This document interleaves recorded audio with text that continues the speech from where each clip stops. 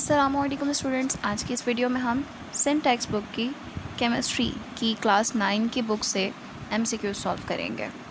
तो हम one by one तमाम चैप्टर्स को देखेंगे। बेसिकली इस बुक में 8 चैप्टर्स हैं। तो इस बुक में जो हमारे पास फर्स्ट चैप्टर है उसका नाम है फंडामेंटल्स ऑफ केमिस्ट्री, और इस बुक में आपको पेज नंबर 30 पर एमसीक्यूज़ नज़र आएंगे। इसमें टोटल 10 एमसीक्यूज़ हैं। तो अब हम आते हैं अपने मेन टॉपिक यानी एमसीक्यू सॉल्व करने की तरफ। फर्स्ट एमसीक्यू है हमारे पास, the branch of chemistry which deals with hydrocarbons. हमें पता है कि केमिस्ट्री की वो ब्रांच जिसमें हाइड्रोकार्बन्स को डील करते हैं वो ऑर्गेनिक केमिस्ट्री होती है। तो इसका आंसर सी है। सेकेंड एमसीक्यू है हमारे पास, the atomic mass of an element expressed in gram is. इसमें हमारे पास ऑप्शंस गिवन है, इसका राइट ऑप्शन है बी, ग्राम एटॉमिक मास।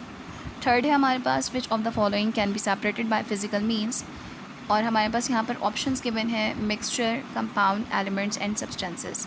तो हमें पता है कि एलिमेंट या सब्सटेंसेस को हम सेपरेट नहीं कर सकते क्योंकि एलिमेंट्स जो है वो एक तरह के एटम से मिलकर बने होते हैं। इसी तरह से सब्सटेंसेस जो होते हैं वो प्योर एलिमेंट्स, प्योर एटम्स को कहते हैं। और कंपाउंड जो है इसमें हम फिज़िकली सेपरेट नहीं कर सकते क्योंकि इसमें कंपाउंड जो है वो केमिकल रिएक्शन के नतीजे में फॉर्म होते हैं। इसके बाद फोर्थ एमसीक्यू है, the molar mass of H2SO4 is 98 ग्राम, यानी कि सी ऑप्शन इसका राइट है, 98 ग्राम, क्योंकि हमें पता है कि मोलर मास की यूनिट जो है वो ग्राम है।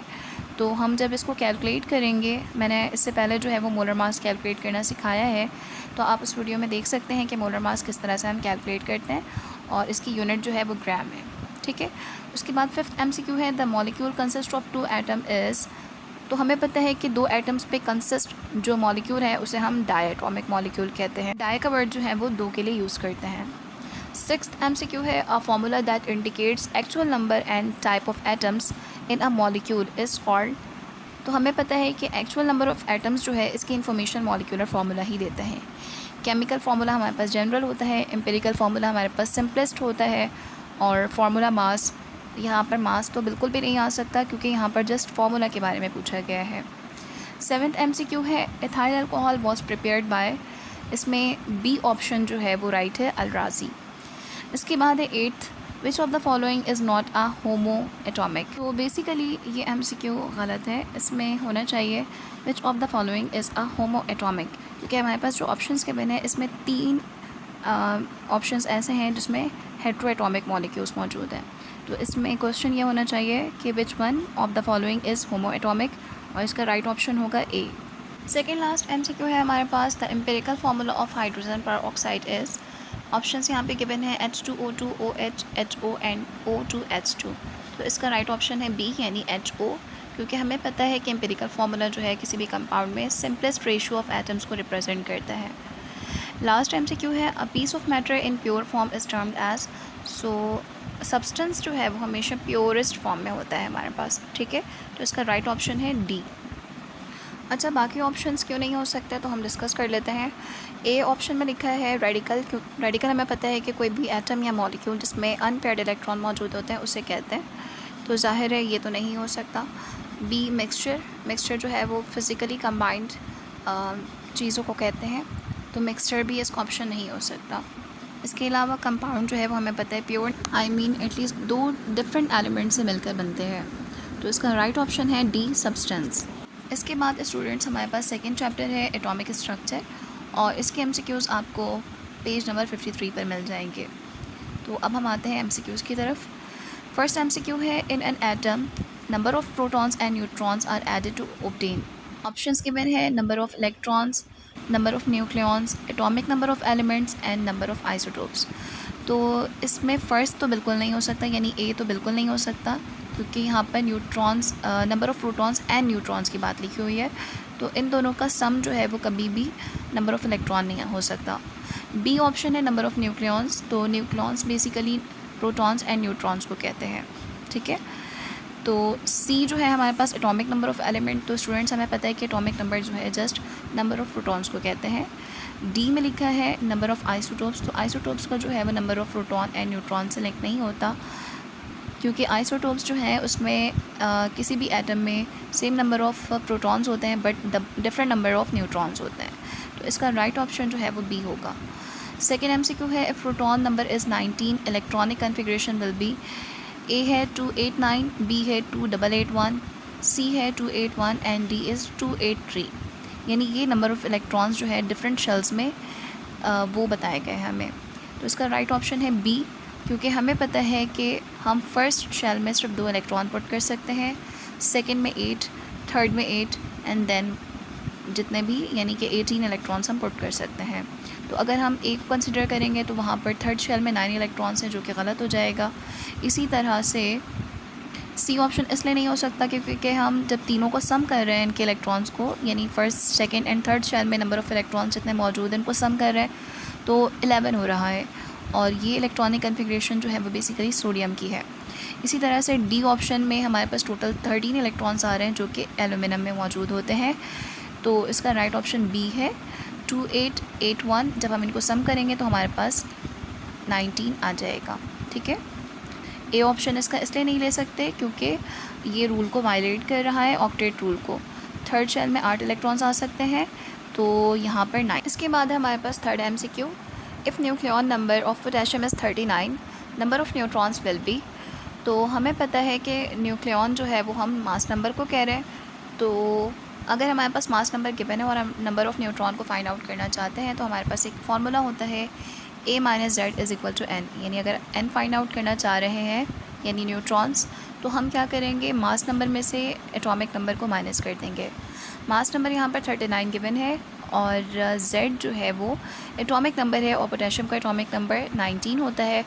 तो 39 में से अगर हम 19 माइनस करेंगे तो हमारे पास आंसर 20 आ जाएगा। So C will be the right answer.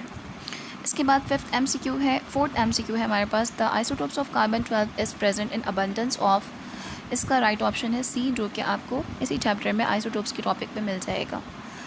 Fifth है हमारे पास, electronic configuration is distribution of, it is simply electron, क्योंकि हमें पता है इलेक्ट्रॉन्स के डिस्ट्रीब्यूशन को हम चेक कर रहे होते हैं इलेक्ट्रॉनिक कन्फिग्रेशन में। इसके बाद है sixth MCQ, which one of the following is most penetrating, electron, proton, alpha particle and neutron. तो इसका राइट ऑप्शन है न्यूट्रॉन, क्योंकि न्यूट्रॉन की पेनेट्रेटिंग पावर जो है वो अल्फ़ा पार्टिकल से भी ज़्यादा होती है। इसके बाद है how many sub shells in a L shell. तो 1, 2, 3 एंड 4 यहाँ पर ऑप्शंस गिवन है।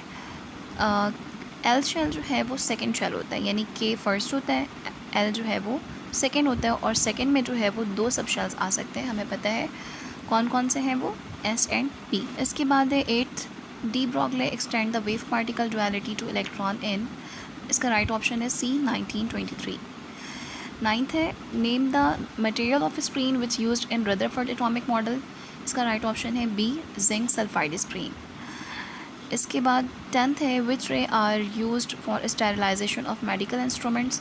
तो इसका आंसर जो है वो सी है, गैमा रेज, और इसका आंसर आपको मिल जाएगा पेज नंबर 51 में, और यहाँ पर एप्लीकेशन ऑफ आइसोटोप्स में आपको मिल जाएगा 5th वाला जो है गैमा रे ऑफ कोबाल्ट 60 के यूजेस गिवन है। ठीक है स्टूडेंट्स, यहाँ पर बहुत सारे MCQs ऐसे हैं जो कि बुक में एज इट इज़ मौजूद हैं, तो वो मैं आपको जस्ट राइट ऑप्शन बता रही हूँ, यानी जैसे एयर्स वगैरह हैं। तो लेकिन इसके अलावा जिसमें थोड़ी सी लॉजिक है या क्वेश्चन जो है वो उसमें बारीकी है थोड़ी, तो उसको मैं आपको उसको डिटेल में बता रही हूँ कि अगर ऐसा है तो क्यों है और ऐसा नहीं है तो क्यों नहीं है।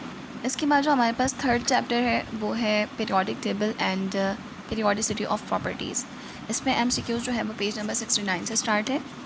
फर्स्ट MCQ है, इन 1869 Mendeleev put forward his periodic law about. इसका राइट ऑप्शन है डी, एटॉमिक मास, क्योंकि हमें पता है मेंडलीफ ने जो है वो एटॉमिक मास पर वर्क किया था और एलिमेंट्स को atomic mass, increasing atomic mass के बेस पर अरेंज किया था। इसके बाद सेकेंड है हमारे पास, the periodic table divided into S, P, D and F block based on atomic radius, electronic configuration, ionization energy and electron affinity. तो atomic radius, ionization energy and electron affinity, ये सारे ट्रेंड्स इसके हमने देखे हैं, और ये सब जो है वो पीरियोडिक प्रॉपर्टीज़ हैं। ठीक है, जबकि S, P, D and F जो है वो ब्लॉक्स हैं, और ये जो है वो बेस करते हैं इलेक्ट्रॉनिक कन्फिग्रेशन पे, क्योंकि जब हमने इलेक्ट्रॉनिक कन्फिग्रेशन की थी एलिमेंट्स की, तो उसमें हमने सब शेल्स में भी, यानी पहले हम लोगों ने शेल में इलेक्ट्रॉन्स को फिल किया था और उसके बाद जो है फर्दर सब डिवाइड किया था उनको सब शेल्स में और इलेक्ट्रॉन्स को फिल किया था।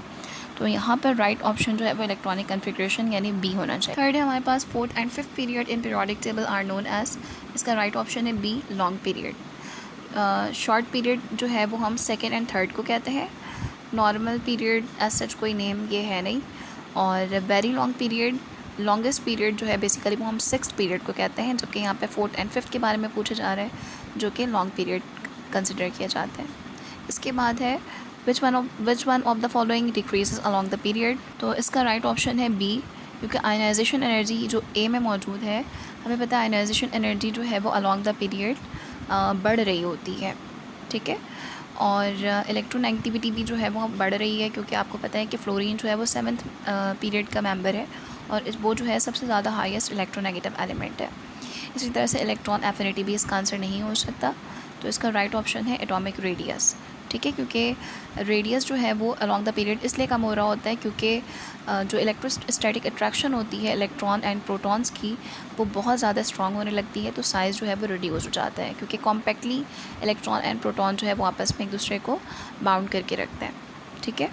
उसके बाद है the elements of group 7A are known, इसका राइट ऑप्शन है सी हैलोजेंस, ठीक है। लैंथेनाइड एंड एक्टिनाइड्स इसलिए नहीं हो सकते क्योंकि ये हमारे पास एफ़ ब्लॉक के मेंबर्स हैं, और एफ़ ब्लॉक में जो है वो ये बेसिकली एफ़ ब्लॉक जो है वो बी फैमिली के मेंबर्स कंसिडर किए जाते हैं, ठीक है।